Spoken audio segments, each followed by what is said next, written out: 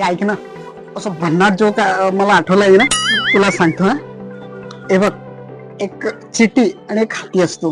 हा, ते असं जंगलाने फिरत असतं आणि अचानक आहे ना, ती मुंगी असते ना चिटी, ती हत्तीच्या कानात काहीतरी म्हणते, तर तो हत्ती बेशुद्ध पडते. तर तू सांग बरं काय म्हणत असेल.